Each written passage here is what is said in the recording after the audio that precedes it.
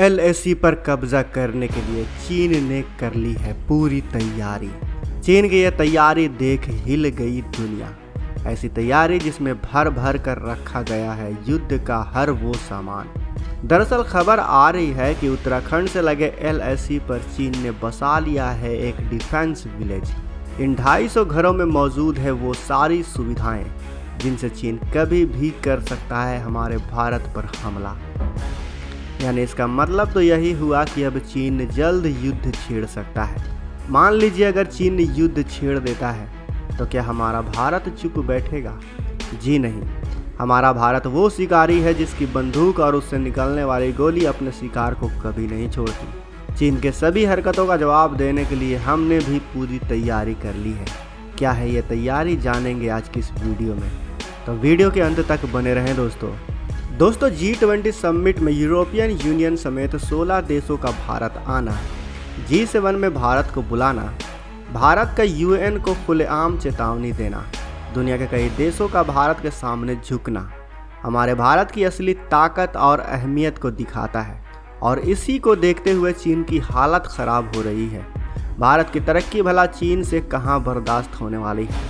तभी तो चीन एक बार फिर से भारत को युद्ध की आग में ढकेलने की कोशिश कर रहा है और क्या पता वो युद्ध कभी भी शुरू कर दे।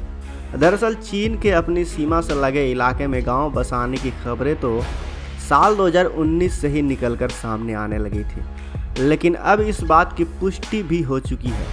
मीडिया रिपोर्ट्स की माने तो हाल ही में यह खबर मिली है कि चीन उत्तराखंड से सटे सीमा पर गाँव बना रहा है।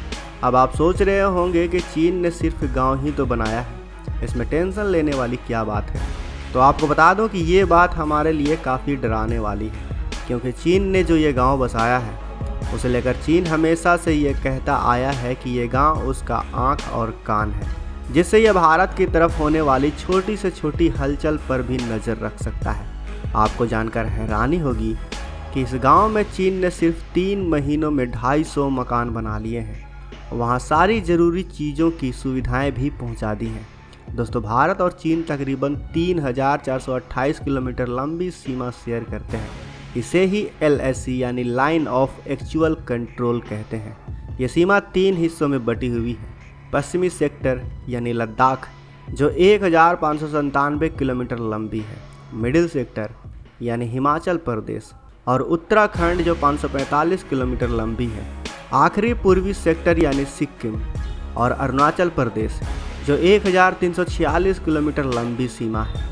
और चीन भारत से लगे LAC के नज़दीक 700 गांव बसा रहा है। 1-2 नहीं दोस्तों, 700 गांव, जिसमें अकेले पूर्वी सेक्टर में चीन की प्लानिंग 400 गांव बनाने की है। ये गांव चीन की सेना की निगरानी में बनाए जा रहे हैं और इन गाँव में बड़े बड़े कॉम्प्लेक्स और ज़रूरत की सुविधाएँ भी दी जा रही हैं। आपको बता दें कि चीन के ये गांव सीमा से सिर्फ 11 किलोमीटर दूर पर है। चीन की सेना का मकसद ही ये है कि वो भारतीय जवानों और इंडो तिब्बतियन बॉर्डर पुलिस की छोटी से छोटी हलचल पर नज़र रख सके, और इसीलिए चीन ने सीमा के करीब ये गांव बसाया है। इतना ही नहीं, चीन लगातार उत्तराखंड के नज़दीक अपने इलाकों को हवाई कम्युनिकेशन से जोड़ने में भी लगा हुआ है। खबरों की माने तो चीनी सेना नीति दर्रे से सड़क के साथ साथ हेलीपैड भी बना रही है। यह इलाका उत्तराखंड और हिमाचल प्रदेश से लगी सीमा के पास है। आपको बता दें कि नीति दर्रा हिमालय के जरिए उत्तराखंड को तिब्बत से जोड़ता है, जिसे 1962 की जंग से पहले व्यापार के लिए इस्तेमाल किया जाता था। मगर युद्ध के बाद ये रास्ता बंद कर दिया गया और यहाँ लंबे समय से शांति छाई है। लेकिन चीन की बढ़ती मौजूदगी ड्रैगन की नई साजिश का खुलासा कर रही है। इसलिए सीमा से सटे उत्तरी और पूर्वी हिस्से के बाद अब चीनी सेना की कोशिश यही है कि LAC में उन इलाकों में भी घुसने की कोशिश की जाए जो लंबे समय से वीरान पड़े हुए हैं। लेकिन हमारी सेना चीन की इन हरकतों पर अपनी पैनी नज़र बनाए हुए है। भारत सरकार ने भी चीन की इस हरकत को जवाब देने के लिए वाइब्रेंट विलेज नाम के प्रोजेक्ट को शुरू कर दिया है। दोस्तों, आपको पता होगा कि कुछ साल पहले तक भारतीय सीमा पर बसे गाँव में अगर हमें ट्रैवल करना होता था तो काफ़ी मुश्किलों का सामना करना पड़ता था। पुल, सड़क और रोज़गार ना होने की वजह से वहाँ के लोगों का पलायन काफ़ी तेज़ी से बढ़ रहा था। लेकिन अब भारत सरकार ने डोकलाम, गलवान और तवांग के बीच इंफ्रास्ट्रक्चर पर अपनी पूरी ताकत झोंक दी है। वाइब्रेंट विलेज उसी का एक हिस्सा है। आसान शब्दों में समझें तो सीमा के पास बसे छोटे मोटे गाँव को विकसित करना हमारे सरकार का मेन मोटिव है, ताकि इन सीमा वाले इलाकों से हो रहे पलायन को रोका जा सके। क्योंकि दोस्तों यही गांव वाले दुश्मन की मूवमेंट की जानकारी हमारी सेना तक पहुंचाते हैं। इसीलिए इस कदम को भारत की सुरक्षा के लिए काफ़ी अहम माना जा रहा है, क्योंकि यही गांव वाले हमारे सेना के लिए सबसे बड़े इंफॉर्मेशन के सोर्स हैं। साथ ही चीन को ये भी पता है कि अब भारत दुनिया का उभरता हुआ वो सितारा है जिसकी छत्र छाया में आज अमेरिका से लेकर कई ताकतवर देश हैं, जो चीन के खिलाफ भारत का साथ देने के लिए हमेशा तैयार है। साथ ही हमारे सेना और उनके हथियारों की ताकत को भी चीन बखूबी जानता है। अगर चीन ऐसे में भारत पर हमला कर भी देता है तो ये उसके लिए सबसे बड़ी भूल होगी। वैसे आपको क्या लगता है दोस्तों, अगर भारत चीन में इस समय युद्ध हो जाए तो कौन जीतेगा?